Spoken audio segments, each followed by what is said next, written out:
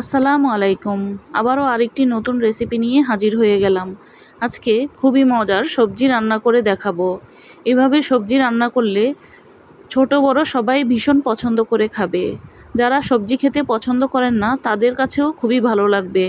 রান্না করার জন্য আমি এখানে কয়েক রকমের সবজি কেটে নিয়েছি এভাবে করে।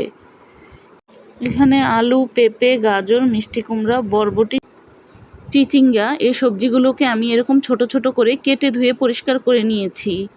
এবার চুলায় একটি প্যান বসিয়ে সবজিগুলো দিয়ে দেব। সাথে দিয়ে দেব 1 চা চামচ রসুন বাটা, আধা চা চামচ হলুদের গুঁড়া,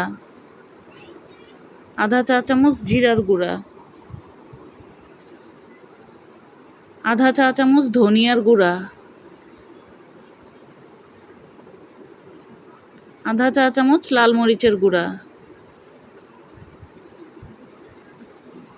স্বাদ মতো লবণ,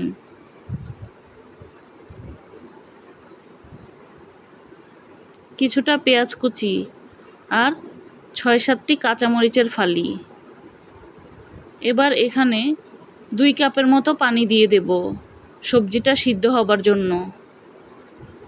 সবগুলো এবার একসাথে নাড়াচাড়া দিয়ে ভালোভাবে মিশিয়ে চুলার আঁচটা জ্বালিয়ে দেব।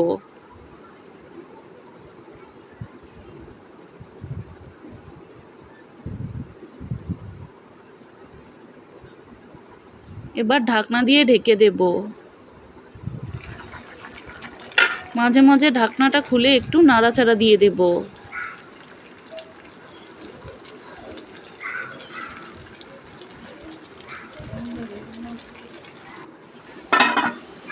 এবার ঢাকনা দিয়ে সবজিটা সিদ্ধ না হওয়া পর্যন্ত রান্না করে নেব।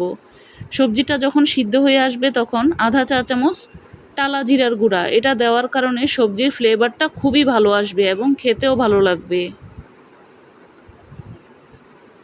সিদ্ধ হয়ে যাওয়ার পর সবজিটাকে বাগার দিয়ে দেব। এজন্য চুলায় প্যান বসিয়ে তেল দিয়ে দেব, সাথে সামান্য একটু পেঁয়াজ কুচি দিয়ে দেব।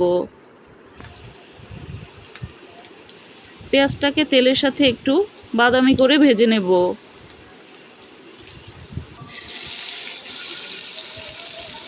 এখন সবজিতে বাগার দিয়ে দেব। এবার নাড়াচাড়া দিয়ে একটু ভালোভাবে মিশিয়ে নেব।